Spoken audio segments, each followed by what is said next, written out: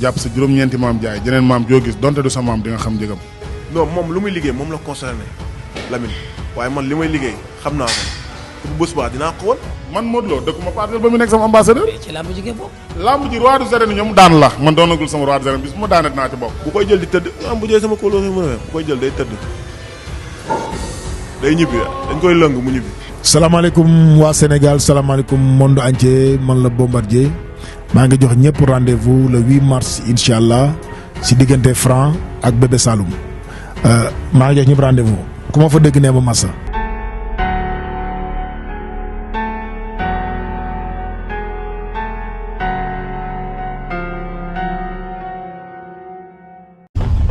lamb parce que bu ñu nee doxul am ñu ne non mu ngi dox parce que mbër yi ñu ngi bëree dëgg la lamb mu ngi am mais combat yi tax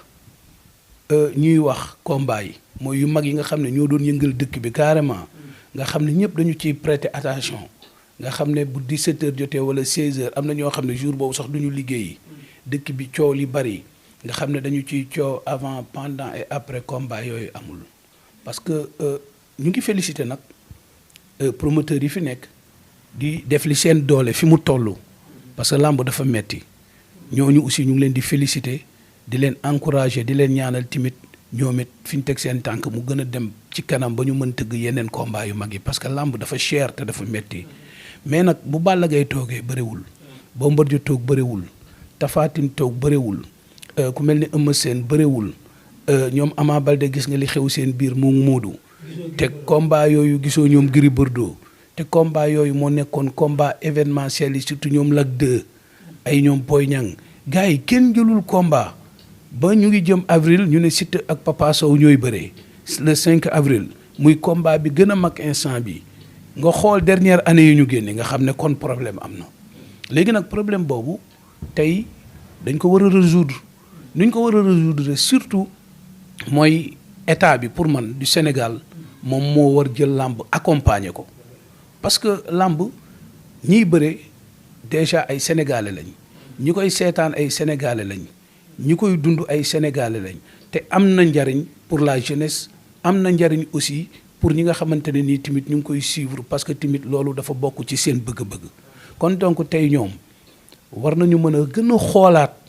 li nga xamante ne nii mooy làmb ñu jéem a waxtaan ak ay partenaires ñu gunge aussi yenn promoteurs yi te am naa yaakaar ne loolu président bu mel ni son excellence monsieur Macky Sall dina ko def parce que tey bu jëlee 32 milliards tabax arène bu mel ni arène nationale nga xam ne c'est une première presque sax en Afrique loolu aussi dañu ko ciy gërëm di ko ñaanal tamit yàlla fay ko mais di ko wax ne tamit loolu baax na mais na jël ay mesures d'accompagnement yoo xamante ne ni dina mën accompagner acteurs yi nekk ci làmb pour que aussi arène bi aussi mën a apporter ay fruits bu ko defee nit ñi bëree dëkk bi tamit xam ne parce que làmb suñu cosaan la xam nga tey bu fekkoon dañu koy jéggaani feneen ñu ne voilà lii du suñu cosaan mais ñun suñu cosaan la donc football gis nga ko dafa universel tey amul réew mu amul football ñëpp a ngi koy def mais lii dafa nekk loo xam ne du réew yëpp la am yàlla moo ñu ko séddee ba pare jox ñu ko muy sunu mbir li tax yàlla jox ñu ko nag muy sunu mbir kooku yàlla ci boppam moo xam li tax mu jox ñu ko te boo visité histoire ca ñoom góor gi Paate Diop ca Abdourahmane ca ñoom góor gi Modou Kane ba ci ñoom Mbaye Guèye Robert da ngay xam ne làmb ñooñu ñëpp dañoo ñëw fekk ko fi te ba tey réew maa ngi leen di waxtaane te booy xool ça fait plus de presque 100 ans am na mbër yoo xam ne bi ñu fi jaaree léegi wala ay 80 ans te terewul nit ñaa ngi leen di waxtaane mais Lamine loolu tuutiwul du lu ndaw kon donc tey pour man état bi c'est le seul bu habilité boo xamante ne nii tey moo mën a dugal loxoom ci làmb jël sponsor yi waxtaan ak ñoom ñu ñëw jàppale vraiment acteurs yi nekk ci làmb pour làmb mën delluwaat place am di nuyu nag le ministre des sports monsieur Matar Ba man je ne le connais pas personnellement mais dama koy gis ci ay activités am ni mu joxe làmb cër parce que am na ministre yoo xam ne dañ fi doon jaar mais pour nga gis leen ci làmb souvent du bari parce que dañuy wax seen disponibilité et tout mais moom mi ngi liggéeyam mu ngi ci sport yëpp mais terewul làmb moom daf ko jox ak jox ko cëram ba nga xamante ne nii képp ku nekk acteur nekk ci làmb respecté nga ko ci loolu delloo nga ko njukkal ci loolu ñu ngi koy nuyu aussi di ko wax ne tamit il faut que tamit moom mu gën a liggéey parce que ñëpp kontaan nañu ci moom ñu ngi koy ñaanal mais na gën a continuer aussi gën a def effort bu ko defee mu mën waxtaan ak kilifa yi ñoom it ñu nga xamante ne nii ñoom ñoo jiite dëkk bi ñu mën a wax ak sponsor yi ñu jàppale làmb Lamine Sénégal bëgg nañu làmb. Sénégal bëgg nañu làmb comme ni nga ko waxee am na ay combat yoo xamante ne taxaw nañ loolu tamit foog ñu waxtaan ci combat Papa Sow Siteu yaa ko wax sànq mu war a am le 5 avril xam nga leen ñoom ñaar ñëpp ñu dugg ci làmb fi la fekk ba fi ñu toll nii lan ngay xaar ci ñaari mbër yooyu noonu côté physique côté bëre côté xeex. waaw mais combat la bu neex parce que xam nga li tax combat bi neex mooy dafa am enjeu xam nga combat bu amee enjeu rek dafay neex parce que boo xoolee ku mel ni Siteu dafa jóge ci défaite ku mel ni Papa Sow jóge ci défaite. donc enjeu bi mu ngi noonu ñoom ñaar ñu war a daje ku nekk bëgg relancer waat sa carrière parce que fi ñu toll ñoom ñaar ay ñaari champion lañ en plus Papa Sow am défi bu mu war a relever parce que dafa jóge écurie Fass barki démb te juddoo fa nga gis coow li nga xamante ni moo fa xew donc mu dem créer écurie bu bees mu nekk loo xam ne défi la bu mu war a relever donc loolu aussi ban andiwaat beneen enjeu ci combat bi en tout cas ñoom ñaar ku ne mën nga daan sa morom donc li am solo rek mooy ñu bëree ci fair play que le meilleur gagne te xam ne làmb moom daanu ak daan ci la ànd mbër mu bañ a daanu doo dugg ci làmb koo dégg mu ne la sama maam wala sama papa wala sama nijaay bëri na ba bàyyi masul daanu wala benn yoon la daanu waatal ci yàlla ne deful carrière làmb ku ci yàgg rek ku la mën fekk la ci waaw kon donc daanu ci làmb la bokk fexe mu bañ di bari rek moo ci am solo waaye li wóor te wóor mooy combat la boo xam ne neex na ñu ciy gërëm tamit Pape Abdou Fall parce que moom it vraiment mu ngi def effort depuis des années pour que aussi xale yi mën yëngatu pour mën tamit di gaje seen vie parce que xale yi tey koo ci dékk micro daf lay wax ne làmb mooy sama liggéey moom laa yaakaar te nag war na mën a nekk parce que football am na ñoo xamante ne nii moom la ñu yaakaar lan moo tax ñu yaakaar ko c'est parce que dañuy gaje seen vie nit ki fu muy gañee vie am te du lu sàcc du def lu bon loolu rek baax na te sport nag sport la. seen bagage technique ñoom ñaari mbër yi côté xeex bi ak côté bëre lutte pure bi loolu gis seen bëre. waaw ku nekk lan nga gën a seetlu ci bëre. ku ne mën nga bëre mais Papa Sow li ma seetlu ci moom mooy dafa nekk ndaama mais dafay bëre kaw te gis nga boo nekkee ndaama da ngay bëre suuf te en général bëre bu dee 10 80 yëpp 8 yëpp. song la ki ëpp li muy song en général ci bëre mu ëpp li muy daan bu fekkee nag da nga nekk ndaama donte moom mën na ay tànk parce que tànk yi neex na day bëre ci tànk mais aussi ndaama la na xam ne taayam permettre ko muy bëre kaw donc moom toujours bu fekkee ne am na assise bi mu war a am ci ay tànkam mën na ay tànk bëre suuf ba à la dernière minute bu demee ba amatul solution ci tànk yi mu soog ci bëre bu boobaa dafay am lu bari. mais en général combat mi ma gis yëpp dafay bëgg a bëre kaw te nekk ndaama loolu aussi handicap la ci moom war na ko rectifier. muy bëre suuf parce que taayam moo ko permettre mu war a bëre suuf. bu demee nag ba ñu bett ko àgg ko foo xam ne nii peut-être song nañu ko mu soog a wane ne nag mën naa ay tànk soog ci bëre. mais boo ñëwee rek fitti taxaw di bëre mbër moo xam ne moo la ëpp prolonge tuuti. nga bëreeg moom bëre kaw boo leen dajee suuf bu la fa jiitee am naa yaakaar ne parce que nit lu mu mën ay tànk am na foo xam ne buñ ko fa àggee balaa bëre ñu daan ko. Siteu nag. mu mel ne loolu côté point faible la ci Papa Sow. waaw na bëre suuf point fort am lan la. bon point fort am mooy mbër la moo xamante ne nii mën na xeex. mën na xeex mais dafa taayam daf ko permettre toujours muy attaquer pour xeex. xam nga bu fekkee da nga mën xeex te amoo relonge bi nga war a am à tout moment da nga war a téye sa bopp ci biir xeex da nga war a téye sa bopp ci biir xeex ba sa adversaire xeex loolu pour nga mën ko jot mais bu fekkee adversaire bi dafa la ëpp relonge xeexul ak yow nga bëgg a xeex ak moom déjà da nga koy yóotu te gis nga mbër moo gis muy yóotu en général li muy yóotu saa yi bu ko jàppulee rek saa yi bu ko tegulee loxo rek mën naa daanu. macha allah loolu am na solo loolu Papa Sow la. Siteu moom tamit nga wax ma li nga gis ci ay qualité am côté xeex bi ak côté bëre bi surtout point faible yi fa pare. waaw parce que moom Siteu mën na bëree mais combat am yu bari man ma gis mu koy ñàkk li ma jàpp ne moo tax mu koy ñàkk mooy fugg bi surtout erreur de jeunesse parce que gis nga làmb fo la waaye ku daanu rus kenn du ko foowee te surtout làmbam bu duggee ci làmb ji ba keroog arbitre bi di génn seen diggante ak adversaire di pare siffler toujours dafay nekk mbër moo xam ne dafay ambiance te làmb nee naa la fo la waaye saay boo daanoo rus gis nga làmb saay boo ci duggee wanal amateur yi ne ñëw naa waaye buy des 1 heure de temps nga xam ne fi mu toll nii lii moo ci des te boo daanoo tey fii ba déwén da ngay daanu site internet yaa ngi fi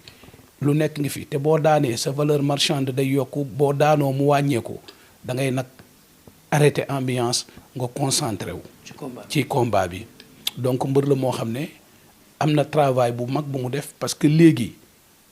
yokku na ci doole nañ waxante dëgg dooleem yokku na dooleem léegi la gën a yokku mais en plus mu ngi ak benn crochet gauche boo xamante ne nii mbër muy bëreeg moom te sóoroo ko bu la ko dóoree boo daanawul it sa làmb mën na yàqu nit nag dafay am manin te soo amee manin da nga koy fekk waaye saay boo bàyyee sa manin sa doxin ñaaw gisoo yow sa ni nga tàmm di doxee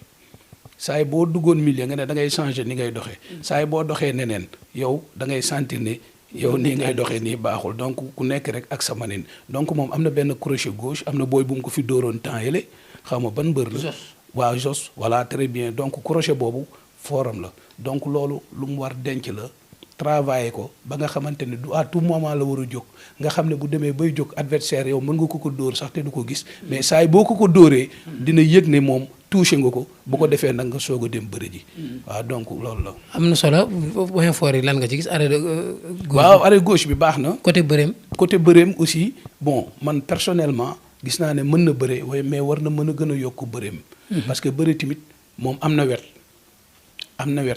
donc war na mën travailler aussi ay tànkam ba nga xamante ne ni mbër mu ci dal mu bëreeg yow te wet boo ko amee da ngay war mën jàppante parce que boo gisee Balla Gaye wetam daf ko permettre mu mën jàppante Yékini wetam daf ko permettre mu mën jàppante. tey Siteu war na la mën a jàpp ba pare def retrait de corps xañ la boppam te doo ko téye ba pare mu xalaat na la war a mën a daane. maanaam taxawaayam dafa baax. donc moom bu liggéeyee jaar fi mu war a jaar. ci vraiment révélation yi nga xam ne déwén at yi di ñëw ñoo war a bokk ci champion yi téye làmb ci ñooñu la war a bokk donc il faut que aussi mu gën a xam ne tamit mu ngi bëgg a yàgg ci làmb donc am na bon génération ñu ngi ànd ak moom mu ngi def ambiance et tout mais mu gën a góorgóorlu te xam ne aussi ëllëg dafa war a bokk ci mbër yi jouer les premiers rôles parce que li gën jafe ci làmb la am mooy tur ak mbooloo donc bu liggéeyee ci at yi di ñëw vraiment mën na nekk champion bu mag a mag a mag. am na solo ñu jeexal ci combat Bébé Saloum Franc le 8 mars la war am. waaw combat la nag bu neex parce que Franc xam nga aussi mu ngi ci yoon di ñëw mbapat mi gis nga depuis Reug génni ba léegi tournoi yi mu participé yëpp daf ko jël. donc xale la boo xam ne mu ngi monter en puissance am na doole léegi nag mbapat ak dóor du benn mais mu ngi def travail mu ngi ñëw Bébé Saloum am na expérience. daje na ak ñoom Ama Baldé daje na fi ak ndaanaan yu bëree bëri xale la bu mën a bëree. foofu tamit bon problème mu doole mën na fa feeñ mais bu fekkee Bébé Saloum préparé ni mu war a préparé mu ngi des nag stratégiquement nan la war a moytoo Franc parce que Franc mbër la moo xam ne instant bi fu mu jafandu rek du bàyyi fekk jël la amul léegi nag mbër mu mel noonu booy bëreek moom mu am doole te gàttul diis trop ba pare am compétition léegi mu ngi des ci yow vraiment nga xool noo koy moytoo pour mën ko contrer mais combat la boo xam ne daal combat bu doy waar la mais nag Franc moom mooy favori honnêtement mooy favori. mooy favori parce que moo ëpp doole wala moo dàq bëre. loo gis lan favori ci lan nga ko joxe. waaw favori parce que dafa gën a taxaw instant bi non moo ëpp compétition et puis moo ëpp doole ci gis-gis xam nga doole nag leneen la ci biir la. mais ci gis-gis gis nañ ne daal moom moo ëpp doole. et puis mbër la moo xamante ne nii moo ëpp compétition parce que gis nga tournoi yi mu participé. déjà booy yi fay nekk ay poids lourds lañ mais bu ñëwee. cumukaayam rek lay taxaw day ñëw rangale leen daan leen dem ñibbi. donc mbër la moo xam ne daal de vue nii boo ko xoolee da ngay xam ne kii daal am na doole daal. waaw donc loolu la mais nag bëre mbapat ak bëre arène du benn. loolu am na solo léegi looy tàggatoo. waaw xanaa di gërëm ñëpp di la gërëm ci ñëw bi nga fi ñëw parce que yow suma booy nga te xale bu baax nga et puis yaa ngi def liggéey bu am solo yow ak Babacar bu Leewtoo. maa ngi leen di encouragé. di gërëm aussi seen directeur Ibrahima suma frère. di la wax ne nag ma ko nuyul. mais di ñaanal encore une fois Cheikh Fallou Luc Nicolas natt bi ko yàlla teg mu jeex. ba li nga xam ne tey moom la Sénégalais yi bëgg ci moom. muy continuer di liggéeyal làmb. surtout nag combat Ama Baldé Modou Lô bii nii pour mën ko organiser. di wax ne na ko Sénégal yëpp ñaanal di wax nag ne les autorités concernées lii nañu ci bàyyi xel. te xam ne lutte vraiment am na njariñ te Sénégal tamit bëgg nañu làmb. te mu ngi ciy def liggéey bu mucc ayib di leen gërëm bu baax di sant aussi sa internautes yëpp ñu ngi leen di gërëm. jërëjëf.